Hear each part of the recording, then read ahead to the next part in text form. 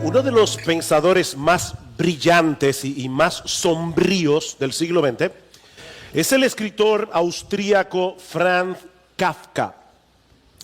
En una de sus novelas más conocidas, titulada El Proceso, un hombre llamado Joseph K., y probablemente es una alusión al apellido de Kafka, un hombre llamado Joseph K. es arrestado sin saber por qué. A partir de ese momento, el señor K va pasando de tribunal a tribunal sin saber de qué se le acusa. Nadie le dice qué es lo que ha hecho mal, por lo que él se pone a repasar en su mente las posibles acusaciones que podían tener contra él. ¿Habrá sido por esto? ¿O tal vez porque yo hice aquello? Pero ninguna cosa le parece lo suficientemente mala como para explicar el proceso judicial al que está siendo sometido. Es una experiencia terrible que se va extendiendo por 12 meses, un año completo, hasta que un día dos guardias llegan a buscarlo, y uno de ellos lo apuñala y muere. Así que la novela termina. Y ni el señor K ni nosotros sabemos de qué se le acusaba. Esta novela ha sido analizada desde diferentes perspectivas desde que fue publicada por primera vez en alemán en el año 1925. ¿Cuál era la intención del autor detrás de la historia del señor K? Bueno, hay algo que Kafka escribió en uno de sus diarios y que muchos han visto como el tema de la novela. Escuchen esta frase. Decía Kafka: independientemente del sentimiento de culpa, el estado en el que nos encontramos es pecaminoso. ¿Escucharon eso? Sea que tú tengas o no sentido de culpa, dice Kafka, la realidad es que nosotros estamos de alguna forma en un estado pecaminoso. En otras palabras, vivimos en un mundo en el que muchas personas dicen no creer en el pecado. Vivimos en un mundo en el que muchas personas niegan la realidad del juicio final al que todos compareceremos según las Escrituras en el tribunal de Dios. Pero aún así tenemos la sensación de que estamos sucios. Aún así tenemos la sensación de que hay algo que no anda bien en nosotros. Podemos tratar de esconder ese sentimiento de muchas maneras, pero eso es algo que está allí todo el tiempo. Porque el Dios que nos creó puso una conciencia en nuestro interior, una conciencia que pasa juicio sobre todas nuestras acciones, sobre todo lo que hacemos. Y lo malo de la conciencia es que su vocabulario es muy limitado. Solo sabe decir bien o mal, correcto o incorrecto. Es como una alarma en el corazón que difícilmente puede ser acallada. Todos tenemos que lidiar con la culpa, pero no todos lo hacen de la misma manera. Y es ahí precisamente, mis hermanos, donde entra en juego el pasaje que vamos a estudiar en esta mañana, los versículos 1 al 23 del capítulo 7 del Evangelio de Marcos. Debo decirles que yo tenía semanas deseando llegar a ese capítulo. Así que hoy me siento realizado. Mis hermanos, este es uno de los capítulos más teológicos, más cruciales del Evangelio de Marcos. Es un capítulo que nos ayuda a entender, a ver en una forma bien clara la diferencia que hay entre el cristianismo y todas las otras formas en que los seres humanos tratan de lidiar con el problema de la culpa. Lean conmigo los versículos 1 al 5 de Marcos 7 para poner esta historia en contexto. Dice: los fariseos y algunos de los escribas que habían venido de Jerusalén se reunieron alrededor de él y vieron que algunos de sus discípulos comían el pan con manos inmundas, es decir, sin lavar. Y ahora Marcos introduce una nota editorial aquí. Porque los fariseos y todos los judíos no comen a menos de que se laven las manos cuidadosamente, observando así la tradición de los ancianos. Y cuando vuelven de la plaza, no comen a menos de que se laven. Y hay muchas otras cosas que han recibido para observarlas, como el lavamiento de los vasos, de los cántaros y de las vasijas de cobre. Entonces los fariseos y los escribas le preguntaron: ¿por qué tus discípulos no andan conforme a la tradición de los ancianos, sino que comen pan con manos inmundas? Debo aclarar, sobre todo para los niños que están aquí, que es bueno lavarse las manos antes de comer. Sobre todo si estamos comiendo alimentos que se toman con la mano, como el pan, por ejemplo. Pero la preocupación de los fariseos en este pasaje no era higiénica. La preocupación de los fariseos en este pasaje era religiosa. Marcos dice en el versículo 3 que todos los judíos se lavaban las manos cuidadosamente antes de comer, y él añade, observando así la tradición de los ancianos. Y luego en el versículo 5 dice que los fariseos acusaron a Jesús de que sus discípulos no andaban conforme a la tradición de los ancianos. ¿De cuáles tradiciones es que el Señor está hablando aquí? Bueno, de los ritos y de las ceremonias que los rabinos, los maestros en Israel, le habían añadido a la ley de Moisés para asegurarse de que la estaban cumpliendo y obedeciendo al pie de la letra. En el Antiguo Testamento Dios había ordenado ciertos ritos de purificación. Ahora, estos ritos eran prácticamente una ayuda visual para que los judíos percibieran la necesidad que ellos tenían de ser limpiados de sus pecados antes de poder comparecer a la presencia de Dios.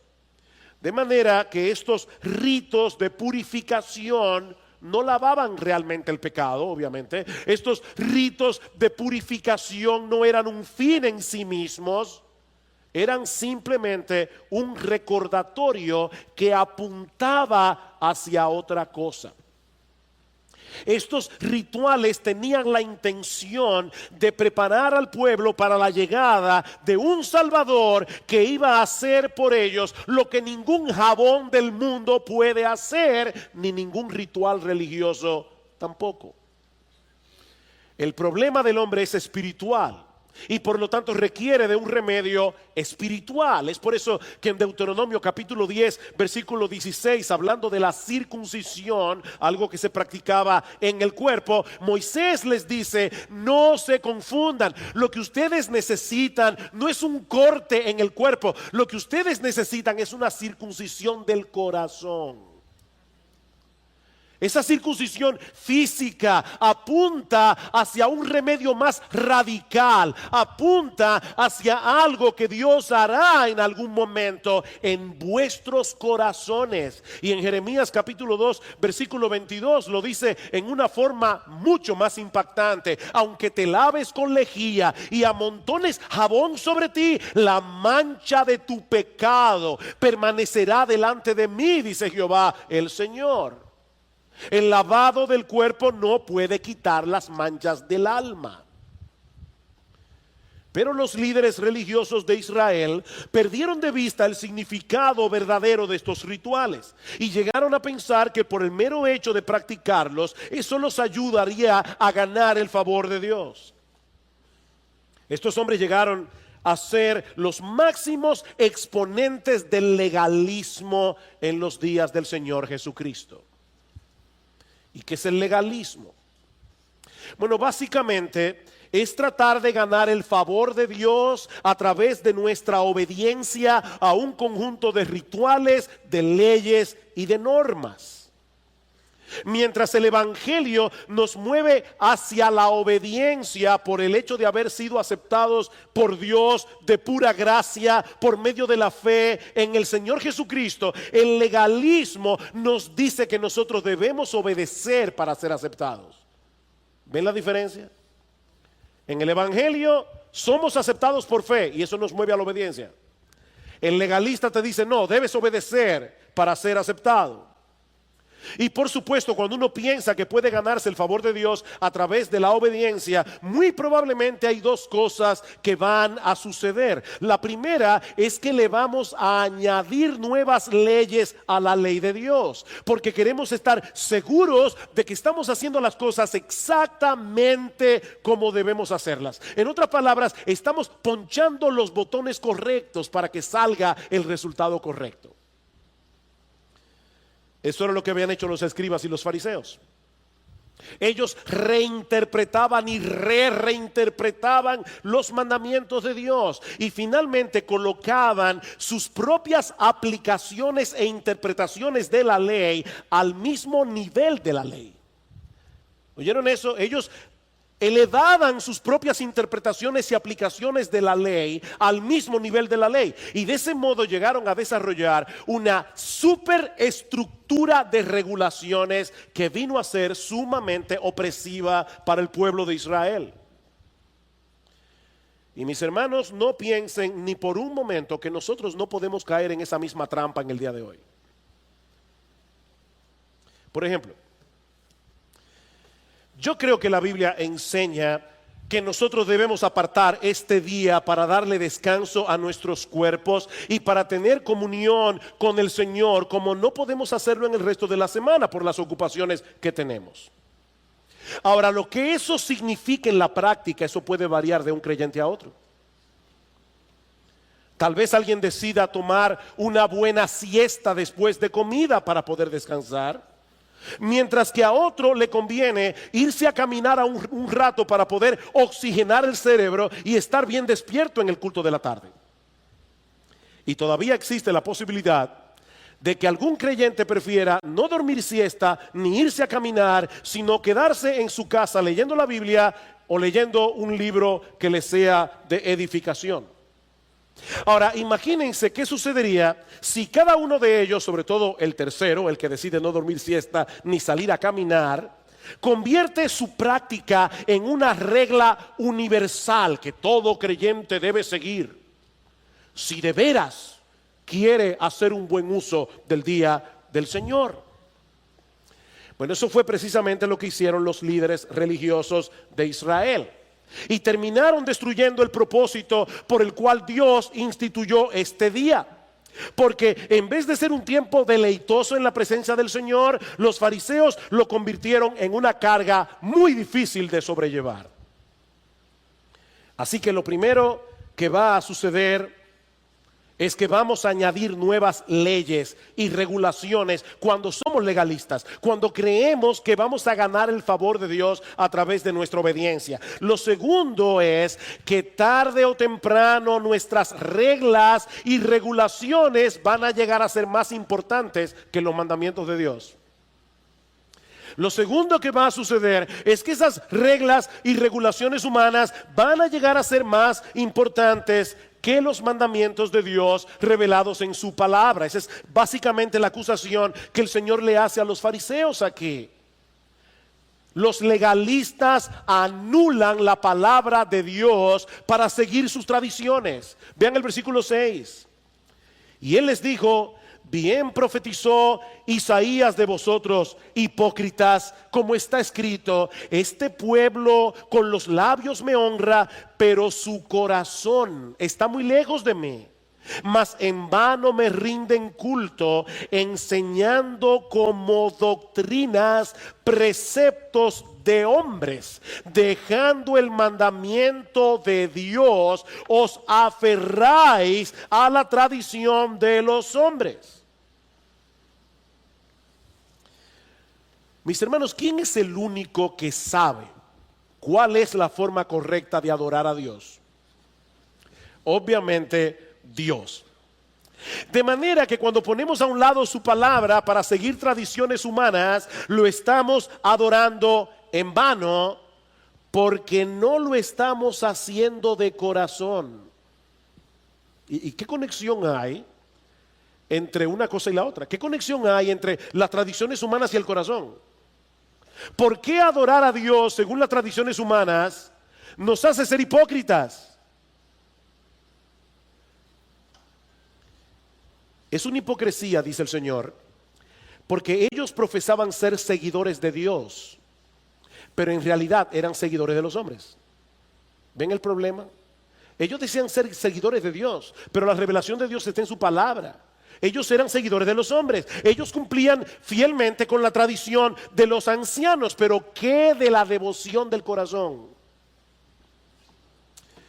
Miren, mis hermanos, es más fácil lavarse bien las manos antes de comer que adorar a Dios con un corazón que en verdad se deleita en Él y que no descansa ni se deleita en nada más. Es mucho más fácil lavarse las manos. Estos hombres estaban más preocupados por sus rituales externos que por la realidad de un corazón que anhela estar más cerca de Dios. De nuevo, permítanme ponerles otro ejemplo práctico, porque yo tengo el temor de que algunos vean ese pasaje y digan, bueno, ya nosotros no tenemos problema con eso, esos rituales se acabaron. No, la razón por la que el Espíritu Santo inspiró a Marcos a escribir un capítulo tan extenso acerca de ese tema es porque tú y yo tenemos que luchar con el legalismo todo el tiempo. Déjenme ponerles un ejemplo. Todo creyente debe apartar un tiempo cada día para estar a solas en comunión con el Señor, orando y leyendo su palabra. Todo creyente debe hacer eso. Todo creyente debe venir a la iglesia cada domingo para adorar a Dios junto a su pueblo y ser edificado por medio de las Escrituras. Todo creyente debe hacer eso.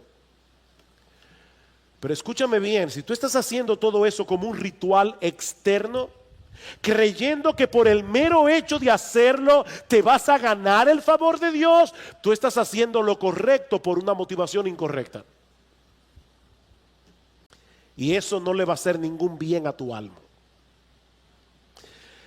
La razón por la que debemos congregarnos los domingos con el pueblo de Dios es porque es en medio de esta reunión donde Dios ha prometido manifestar su presencia especial. Y nosotros como creyentes queremos estar donde Dios está. Esa es la razón.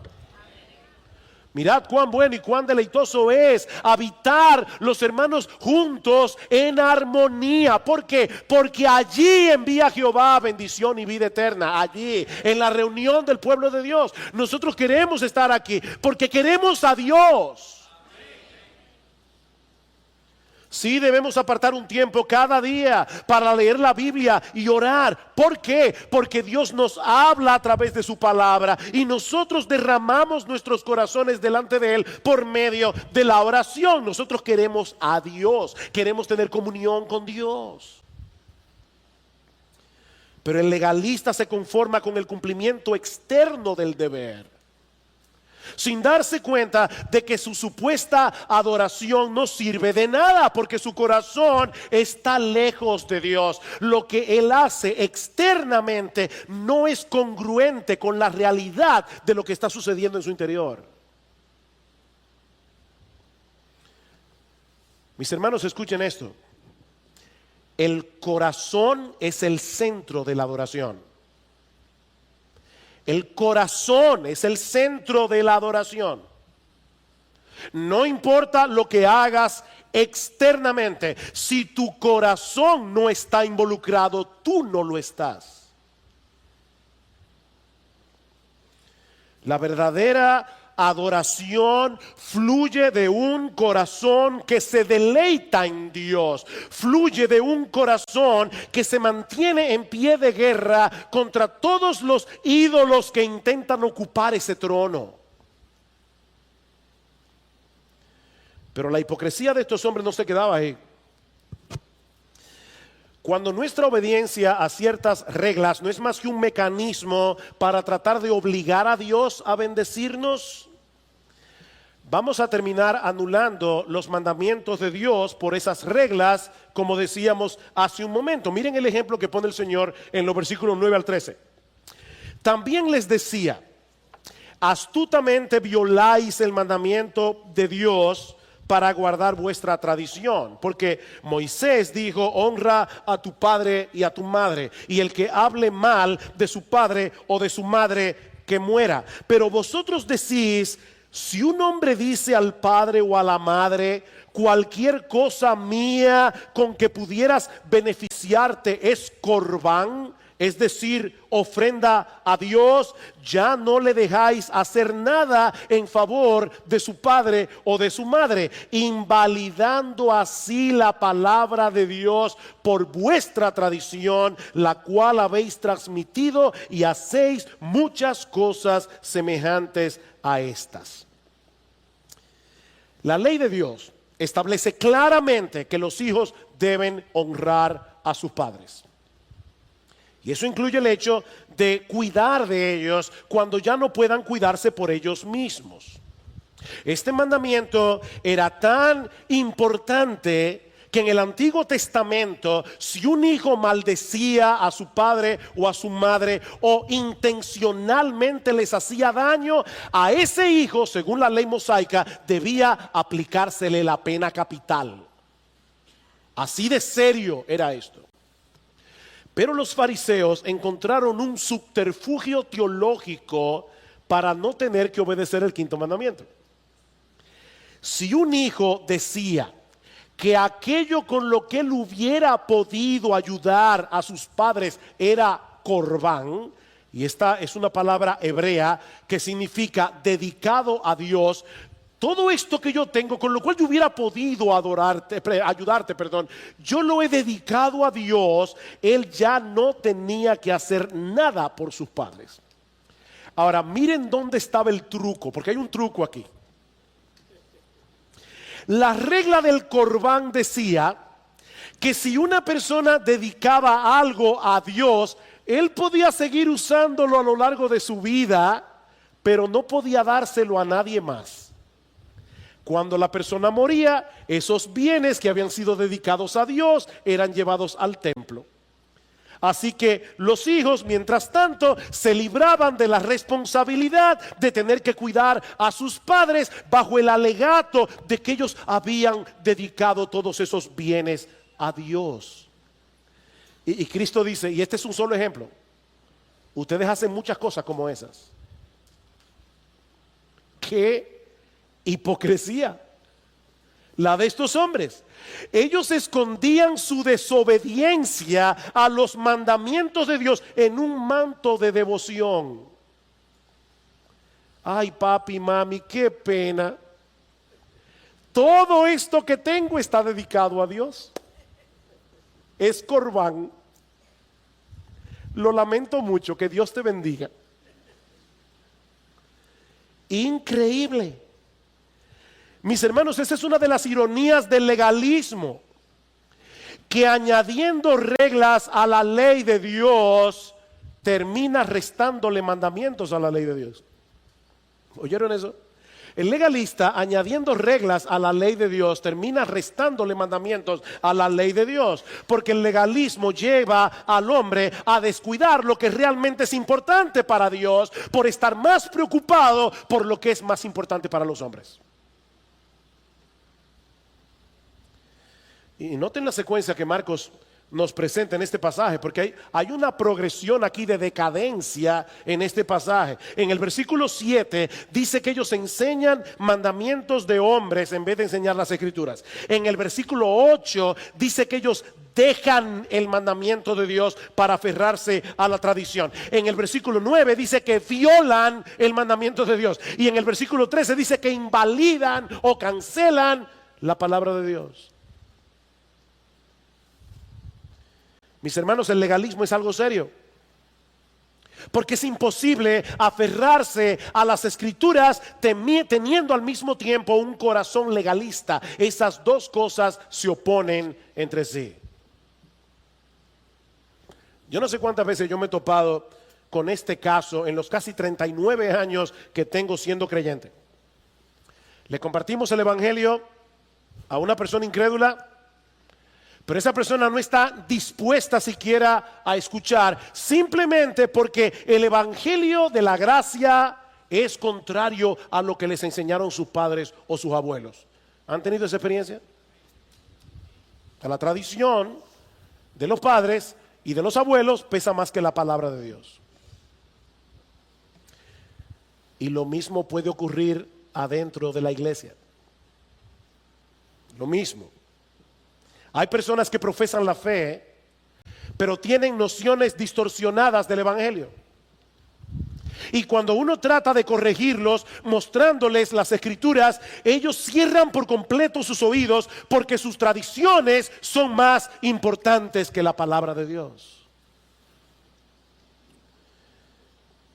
Mis hermanos, nadie, absolutamente nadie, puede honrar verdaderamente a Dios sin honrar las escrituras. Nadie. Dice en Isaías capítulo 66, versículo 2, que Dios pone sus ojos sobre quiénes. Sobre quiénes Dios está atento y pone sus ojos. Sobre aquellos que son humildes de espíritu y que tiemblan ante su palabra. Humildes de espíritu y tiemblan ante su palabra. Es con ellos y solo con ellos que Dios tiene una relación de intimidad. Así que, hermanos, el legalismo es un cáncer. El legalismo es un enemigo, el legalismo es un monstruo contra el cual tenemos que luchar. Porque los legalistas terminan anulando la palabra de Dios por seguir tradiciones humanas. Pero hay algo más que este texto nos enseña. Y es que los legalistas también tienen el problema de que tratan de una forma completamente inadecuada el verdadero problema del corazón humano. Los legalistas tratan de una forma completamente inadecuada el verdadero problema del corazón humano. Vean una vez más, versículo 14. Marcos capítulo 7, y llamando de nuevo a la multitud, les decía: escuchadme todos y entended. No hay nada fuera del hombre que al entrar en él pueda contaminarlo, sino que lo que sale de adentro del hombre es lo que contamina al hombre. Si alguno tiene oídos para oír, que oiga. Y cuando dejó a la multitud y entró en la casa, sus discípulos le preguntaron acerca de la parábola. Y él les dijo: ¿también vosotros sois tan faltos de entendimiento? ¿No comprendéis que todo lo que de fuera entra al hombre no le puede contaminar? Porque no entra en su corazón, sino en el estómago, y se elimina, declarando así limpios todos los alimentos. Y decía: lo que sale del hombre, eso es lo que contamina al hombre, porque de adentro del corazón de los hombres salen los malos pensamientos, las fornicaciones, los robos, los homicidios, los adulterios, las avaricias, las maldades, los engaños, la sensualidad, la envidia, la calumnia, el orgullo y la insensatez. Todas estas maldades de adentro salen y contaminan al hombre. Miren, mis hermanos, este es uno de los pasajes más neurálgicos del Evangelio de Marcos. Lo que el Señor está diciendo aquí no solamente es importante para entender, como decíamos al principio, la gran diferencia que hay entre el cristianismo y cualquier otra religión. Esto también es importante para entender por qué el mundo está como está. ¿Por qué el mundo está como está? La mayoría de las personas se da cuenta de que algo anda mal en nuestra sociedad. Pero muchos le atribuyen el problema a las estructuras sociales o a la falta de educación. Necesitamos urgentemente un cambio de sistema para que el mundo funcione como debe funcionar. No, dice el Señor. No. Eso no sirve. Porque el problema no está en el sistema. El problema está en el corazón humano. Por supuesto, un sistema político puede ser mejor que otro. Eso es una realidad. Tener una buena educación es mejor que no tenerla. Pero todos nosotros tenemos un problema interno que ningún sistema político ni la mejor educación del mundo ni ninguna práctica religiosa puede resolver. Lo que el Señor Jesucristo nos está diciendo en este pasaje es que lo que anda mal en la sociedad somos tú y yo. Lo que Él está diciendo aquí, mis amados hermanos y amigos que están aquí en esta mañana, es que nosotros somos el problema. Vean el versículo 15. No hay nada fuera del hombre que al entrar en él pueda contaminarlo, sino que lo que sale de adentro del hombre es lo que contamina al hombre. ¿Escuchaste eso?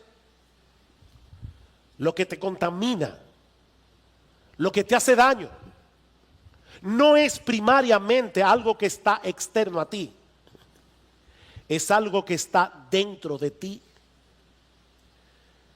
Y yo aclaro que eso no quiere decir que no debamos cuidarnos de las cosas externas que puedan llevarnos a pecar. Jesús no está diciendo eso porque Él mismo dijo en otra ocasión que si tu ojo te es ocasión de caer, debes sacártelo. Y obviamente Él no se está refiriendo a que te quedes literalmente tuerto. Lo que Jesús está diciendo aquí es que debes tomar decisiones radicales para no poner delante de ti ninguna cosa que pueda moverte hacia el pecado. Pero la razón por la que las cosas externas tienen esa influencia sobre ti y sobre mí es porque la corrupción ya está en nuestro corazón. Eso es lo que dice en los versículos 20 en adelante. Lo que sale del hombre, eso es lo que contamina al hombre, porque es de adentro del corazón de los hombres que salen los malos pensamientos, las fornicaciones, etcétera. Perdón, etcétera. Mira, escúchame bien. Tu problema no es ese jefe que te hace la vida tan difícil. Tu problema no es ese conductor que maneja en vía contraria y por momentos te dan deseos de ir manejando una patana para quitarlo de en medio. No, tu problema es que tú tienes un corazón homicida. Y yo también.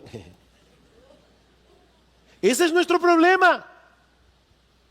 No es la pornografía en internet lo que te hace ver lo que tú no debes ver, sino la lujuria de tu corazón. La pornografía te seduce porque ya tú tienes un corazón impregnado de lascivia. La razón por la que te gusta chismear es porque tienes un corazón orgulloso y cruel, que disfruta publicando las faltas de los demás para luego construir un pedestal sobre los escombros de su reputación en el cual tú puedas levantarte a ti mismo.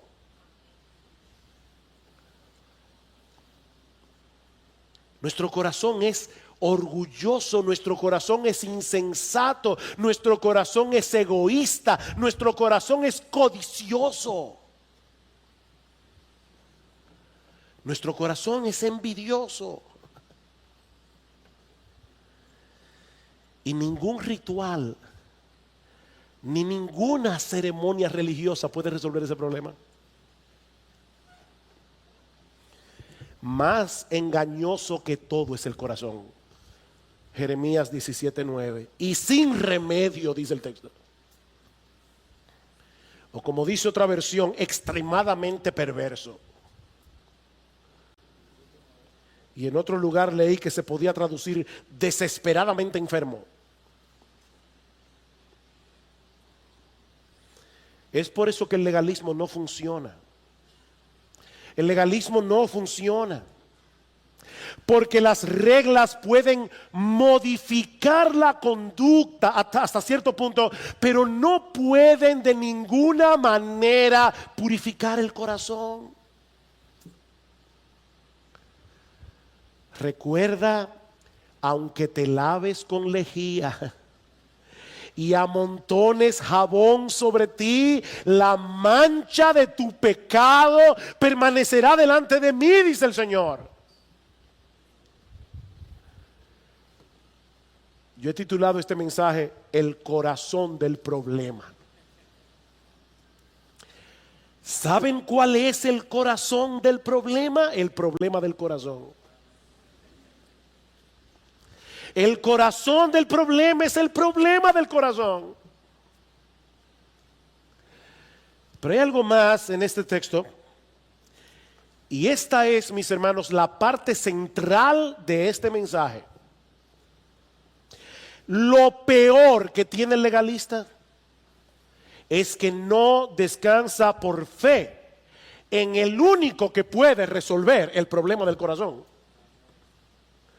Nuestro gran Dios y Salvador Jesucristo. Miren una vez más los versículos 18 y 19. Y Él les dijo: ¿también vosotros sois tan faltos de entendimiento? ¿No comprendéis que todo lo que de afuera entra al hombre no le puede contaminar, porque no entra en su corazón sino en el estómago y se elimina? Eso no mancha el alma. La comida no mancha el alma. Te puede dar una indigestión o te puede subir el colesterol, pero no daña el alma.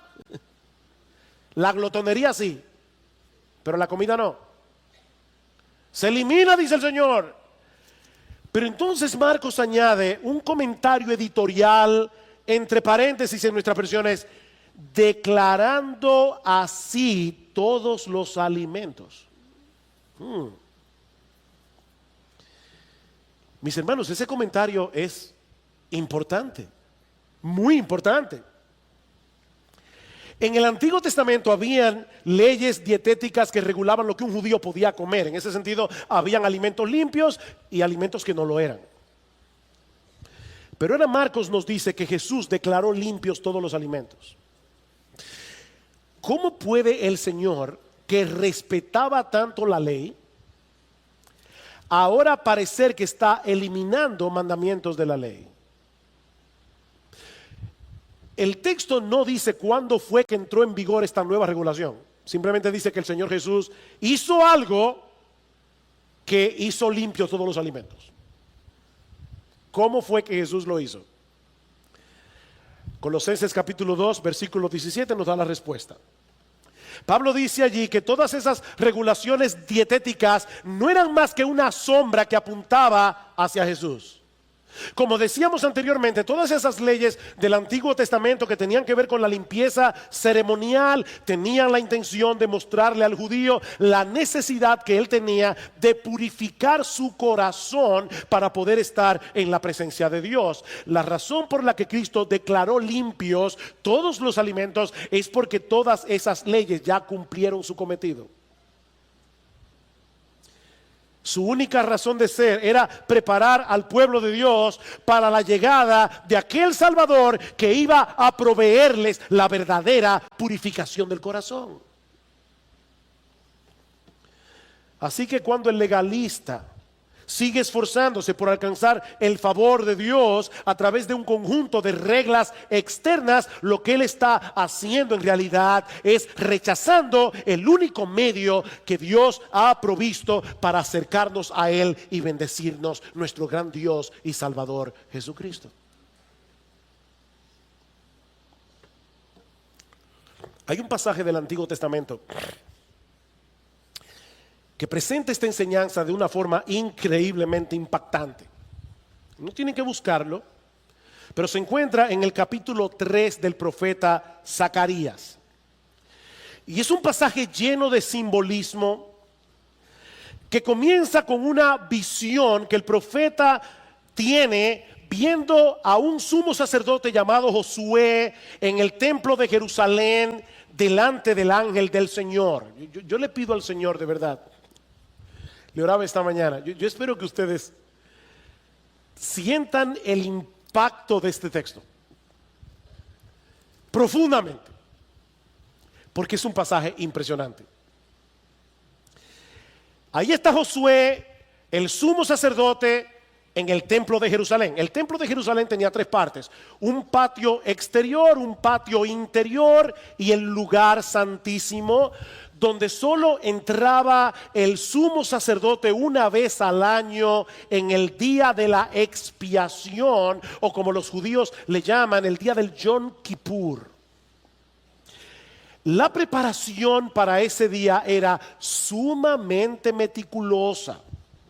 Una semana antes el sumo sacerdote se aislaba de todo el mundo para que no tocara nada inmundo antes de entrar en el lugar santísimo, ni siquiera por accidente. La noche antes él se quedaba sin dormir, orando y leyendo las escrituras. Finalmente llegaba el día del Yom Kippur y el sumo sacerdote se lavaba de pies a cabeza muy meticulosamente y luego se vestía de lino blanco, completamente puro. Entraba en el lugar santísimo y presentaba un animal sacrificado como expiación por sus propios pecados. Salía del lugar santísimo, volvía a bañarse otra vez y le ponían otra túnica de lino completamente limpia. Entraba de nuevo al lugar santísimo con un animal sacrificado para expiar los pecados de los sacerdotes. Salía del lugar santísimo otra vez, se bañaba de nuevo, le ponían otra túnica de lino y ahora él presentaba un animal por expiación del pecado de todo el pueblo. Estos datos son importantes para entender lo chocante que tuvo que haber sido la visión que recibió Zacarías. Porque él vio a Josué en el día de la expiación vestido de ropas viles, dice en el versículo 3. Literalmente lo que dice el texto hebreo es que Josué tenía una ropa salpicada de estiércol. Eso es lo que dice el texto. O sea, de pies a cabeza, Josué estaba completamente contaminado. Él no podía entrar en la presencia de Dios con una ropa bañada en estiércol. Un erudito del Antiguo Testamento llamado Ray Dillard, él nos dice que todo eso no era más que una representación de cuál es nuestra verdadera condición delante de Dios. No hay manera de que nosotros podamos encontrar purificación por nosotros mismos. Pero ahora escuchen lo más sorprendente de este pasaje. Oh, que el Señor bendiga su palabra. Dice en el versículo 4 que el ángel del Señor ordenó a los que estaban delante del sumo sacerdote que le quitaran esas vestiduras contaminadas. Y entonces le dice a Josué: mira, he quitado tu iniquidad y te vestiré de ropas de gala. Versículo 8 y 9 explica: pues he aquí, yo voy a traer a mi siervo el renuevo y quitaré la iniquidad de esta tierra en un solo día. Wow, y, hermanos, traten de ponerse en el lugar de Zacarías escuchando esto. Durante siglos el pueblo de Israel había estado presentando sacrificios de animales cada día de la expiación, porque esos sacrificios nunca podían purificarnos de una vez por todas. Y ahora Dios está diciendo que iba a llegar un día en que ya no sería necesario hacer más sacrificios, porque Él borraría por completo toda iniquidad. ¿Cómo puede ser eso posible? Dice Ray Dillard: siglos más tarde apareció otro Josué. Una nota aquí: Josué es el nombre hebreo que en griego es Jesús. Josué en hebreo, Joshua en arameo, Jesús en griego. El nombre de Jesús apareció otro Josué. Y ese Josué llevó a cabo un proceso completamente a la inversa. Él fue desnudado de sus ropas de gala para ser vestido con nuestros pecados, al asumir nuestra culpa en la cruz del Calvario, para que todos los que creen en Él sean vestidos de lino fino, limpio y resplandeciente, como dice en Apocalipsis capítulo 19. Al que no conoció pecado, por nosotros a Él Dios lo hizo pecado, para que tú y yo podamos ser justicia de Dios en Él. Aleluya, gloria sean dadas a nuestro bendito Señor y Salvador. Esto es increíble, hermanos. Dice en Hebreos capítulo 10 que los sacerdotes tenían que presentar sacrificios una y otra vez, los mismos sacrificios que nunca pueden quitar los pecados. Pero Cristo, con una sola ofrenda, hizo perfectos para siempre a los santificados. Eso es lo que el legalista no entiende. Oh, mis hermanos, es extremadamente importante que nos prediquemos este mensaje del Evangelio cada día. Y nos recordemos a nosotros mismos que nuestra aceptación delante de Dios depende enteramente de lo que Él hizo a nuestro favor a través de la vida y la muerte de nuestro Señor Jesucristo. ¿Saben por qué? Porque todos nosotros somos legalistas en recuperación. Somos legalistas en recuperación. Léete Efesios capítulo 6. ¿Qué es la armadura del creyente? ¿Qué es la armadura del creyente? Es el Evangelio. Esa es nuestra protección. Mis hermanos, cuando nos convertimos al Señor, se instaló en nuestros corazones el sistema operativo de la gracia. Ahora entendemos que la salvación es un regalo gratuito que Dios nos concede únicamente por causa de Cristo. El problema es que el pecado todavía mora en nosotros como una especie de virus cibernético que intenta corromper el sistema operativo de la gracia para llevarnos de nuevo al sistema operativo de las obras. Y cuando eso ocurre, el monstruo del legalismo vuelve a levantar su horrible cabeza, obstaculizando en nosotros el proceso de santificación por el cual estamos siendo cada vez más transformados a la imagen de nuestro Señor Jesucristo. El legalismo nos vuelve inseguros y sorprendentemente también nos vuelve orgullosos. El legalismo nos hace ser hipercríticos. El legalismo nos lleva a ser arrogantes, mientras tratamos por todos los medios posibles de reafirmar nuestra identidad a través de lo que hacemos o de lo que dejamos de hacer. El legalismo nos aleja de Jesús, porque nos lleva a olvidar lo que Él ya hizo a nuestro favor en la cruz del Calvario, porque el legalismo nos lleva a olvidar que separados de Él nada podemos hacer. Mantente en guardia, mi hermano, en contra del legalismo, haciendo uso del único armamento con el que nosotros contamos para defendernos de ese mal: el Evangelio glorioso de nuestro gran Dios y Salvador Jesucristo. Predícate el Evangelio. Recuérdate que tu aceptación delante de Dios ya no depende de ti. Y si tú estás aquí sin Cristo, haciendo el esfuerzo de purificar el corazón por ti mismo, mi amigo, yo te invito en esta mañana a que reconozcas tu impotencia y que confíes únicamente en ese bendito Salvador que entregó su vida por nosotros en la cruz del Calvario. Es la sangre de Jesús la que nos limpia de todo pecado. Esa mancha del corazón no desaparecerá de allí, no importa lo que hagas, hasta que vengas a Jesús en arrepentimiento y fe.